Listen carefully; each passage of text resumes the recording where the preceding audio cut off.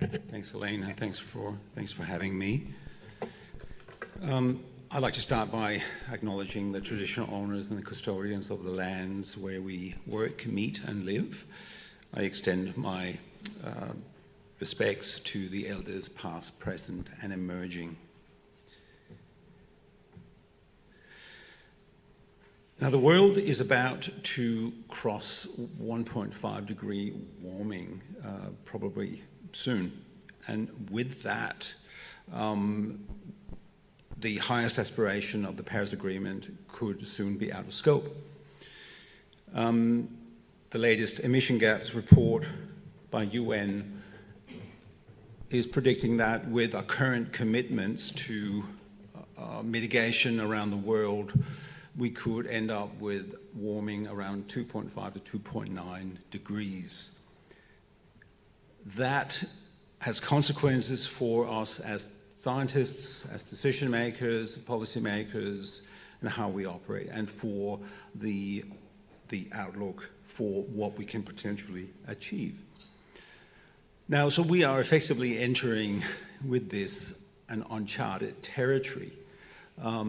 New things that we have to consider in terms of uncertainties, things that have been around before, but a lot of uncertainties that we are not used to managing, things that might change, that we would like to inform about but don't really know how. It's a tough gig for a decision maker to enter that landscape. I don't know if you can see the decision maker down the bottom. Let's focus in a bit.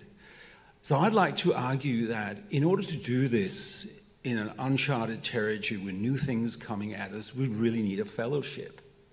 So I'd like to introduce you to such a fellowship. I think we already have a fellowship, but let's give them some names. They're an energetic bunch that we'll call the Fully Informed Five. They're led by Tanya in front. There's Roger, there's Leanne, there's Jim, and there's Mary. And they are a bunch of high energetic, ambitious decision makers that are trying to tackle this challenge as we go forward. And they all know that in order to tackle these challenges now and in the future, they need to make some choices. And in order to have clear choices, they need some very clear objectives of, what do we want? What can we have? What can we achieve? And then within that, they need to achieve a clear choice frame.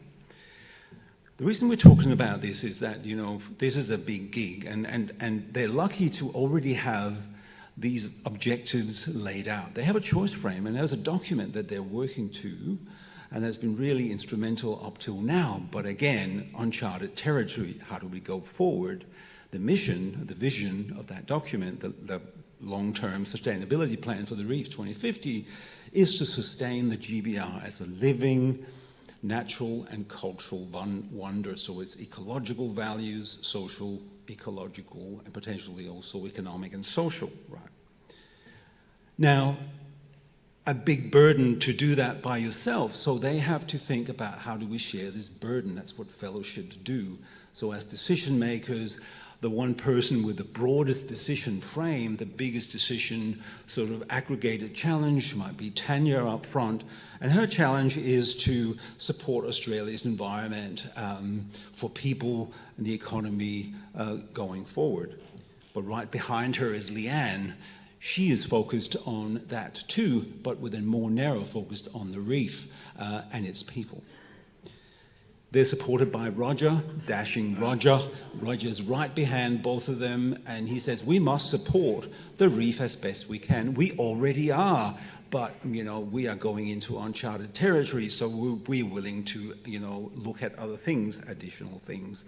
And for that, Jim is working with Roger, supporting Roger, because he knows that the corals, supporting good decisions for the corals, is going to make the difference, for decisions about supporting the trees in the underwater rainforest, excuse the cliche.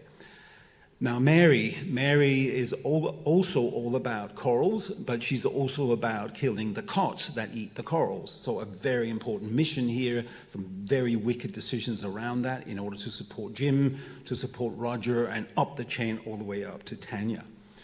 When you look at this and you look at that shared burden, it's a bunch of decisions in a hierarchy that all link together and make sense. So each of them can make their decisions with confidence, knowing that it serves the full fellowship. Again, they're sharing the load. Now, there's a lot of options in their backpacks, stuff that they know already are working, but again, uncharted territory, things are looming at the horizon. They can do spatial planning, water quality management, but there are new things evolving that they want to explore, but there are still things we need to understand in terms of their effectiveness. There's more work to be done. Restoration and adaptation, lots of promise. How can we make that work? Stack up, support the Reef 2050 plan. Cooling and shading, things on the table, rubble stabilization. But for every one of these existing and new interventions, it's important to think about where do we best do things, for whom, where, how, when. That's part of the new wicked challenge of actually stacking these things up. It's part of that decision hierarchy.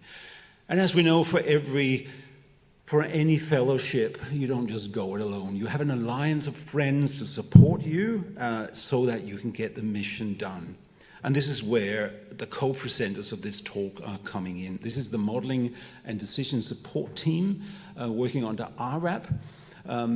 It's led by Myron in the room and Jeremy from Adapters. Takuya Iwanaga at Ames is leading decision support, developing some tactical decision support tools to help about where do we do things best, where and when. Pete Mumby, Eve Marie, Anna working on Reef Mod, part of the RRAP team, but also part of the COTS control team. Deeper down into this site scale modeling is Juan with his team looking at, how do we maximize the benefits at fine scale. We work with Scott, who both does corals, fish, and COTS, working together with the other modelers about integrating this modeling system. We work with the economist Gabby and Sean in terms of what does it all mean for the economy. Oceanography is resolved as multiple scales through Barbara. And we have an information team, because this is the big wicked machine. We have an information team that is integrating that information, and that's led by Jonathan and Peter. And they work to the principles of robust decision-making. That's not a new thing. We've got Mike Runge in the room, sort of been doing this for decades, and we're lucky to have Mike with us, helping us through the IRRG. And the principles of robust decision-making is that first you need to figure out, what are the objectives, and how can we best deliver outcomes that consistently seem to be doing better than others in this noise of scenarios. So we go down that chain and we look at simulating many different options so that we can explore. We don't make decisions, but we want to understand where are the winners in this noise of outcomes. We explore, analyze these consequences. What does it mean for people? What does it mean for reef? Different values. And then we analyze how we might be able to inform the fully informed 5 about where you might want to prioritize, should you have to do that across these different things. So let's have a look a little bit about, at this machine. And this is a diagram that sort of lays out how these things are linked. So down the bottom, the climate models come in. We can simulate that. We go through the different interventions that we might do that be affected by climate change, how that leads through the hydrodynamic processes, etc., through e-reefs and up through the ecological models into the economic models and up into a situation where we can say, let's have a look at that and see what options are best delivering to, say, the different values that we might ask as the questions. And do we want to really, first of all, address what does it mean for values for people, right? That's a big one. And down the bottom, what does it mean for coral? So we can turn things on and off in this system, almost like a flight simulator, where we can say safely, we want to try flying this flight without passengers to see how we can safely get to destination without crashing anything. So highly valuable with that. Let's just look at one example of how this might work. So I'm going to turn on some lights in this capability, starting with the input from the climate models. This is going to be a result that you've already seen from Eve Marie, who's using the reef mod to ask questions about the counterfactual. The counterfactual is the projected scenarios if we don't intervene. So we're not turning on interventions, but we're taking it through the models and we're looking at what it means for the corals, and these are the results. So what you're looking at is mean coral cover on the y-axis for about 200 simulations for each of these 4 climate change scenarios, the SSPs. And what you can see is that as you go from 1.5 degrees at the bottom up to about, probably the current worst case scenario, SSP3, the counterfactual gets worse and worse. The one that I've highlighted here is the 2.5. That's the one that emission gaps reports say we're following, given commitments. And with that, and hold your breath, with that, the projected loss of coral on the GBR is about 1 to 2 billion square meters of live coral by 2050. So that's if we do nothing. That is if we just let that play out. That's an important piece of information for us as the baseline.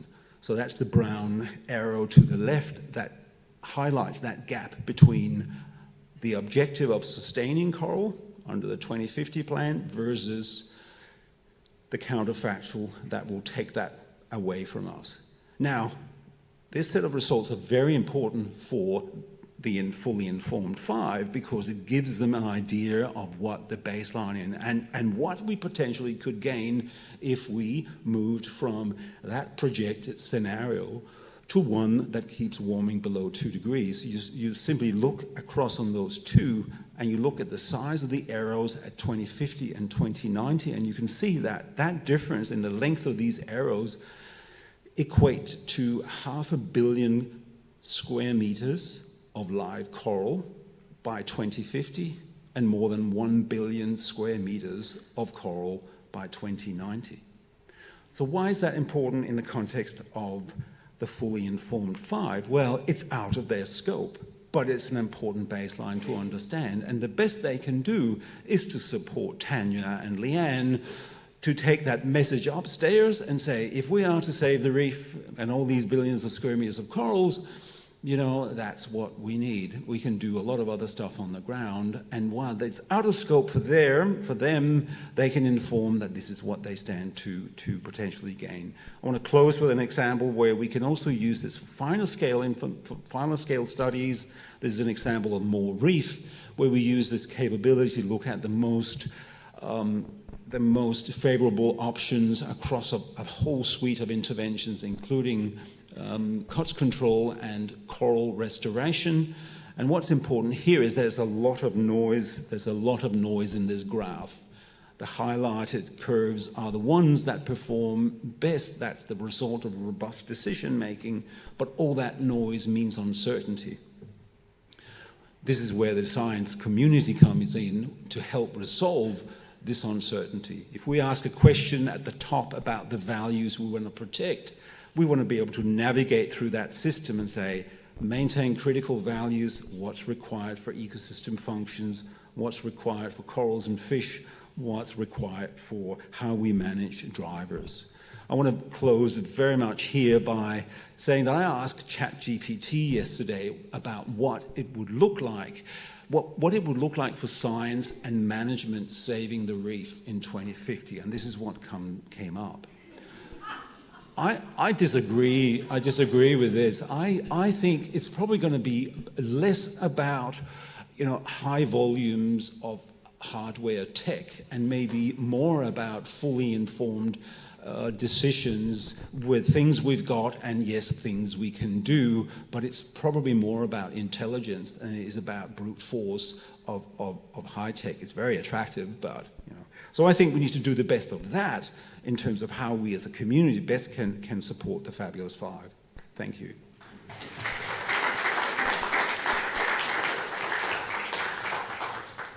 Thanks very much, Ken. I think we've got time for one question.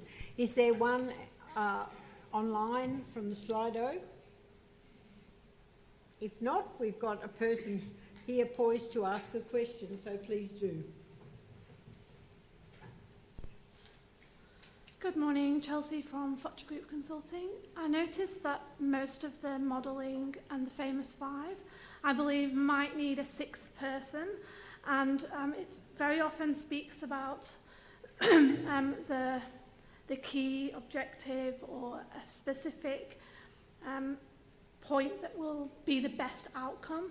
But really, I'm wondering, is there modelling and opportunity for the longevity and sustainable process to get the best long-term outcome rather than the best outcome for a specific that will not necessarily be maintainable for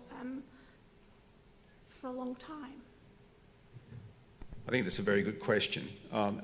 Yeah, sustaining that, because we're looking at a counterfactual that keeps going down. So I think we have to keep reinventing ourselves. And yes, maybe the fully informed 5 should be replaced by the super 6, or whatever you want to think about in terms of maybe the fellowship needs to be expanded, or we just simply have a support network that can start thinking about, right, okay, what happens when we get to 2050, 2060, 2070? If we're sort of going downhill, yeah, we really need to think about. Sustain is a big word in a very ambitious word in a world that's changing. Yeah, so I agree with you. Thank you. Thank you. Thanks very much, Ken.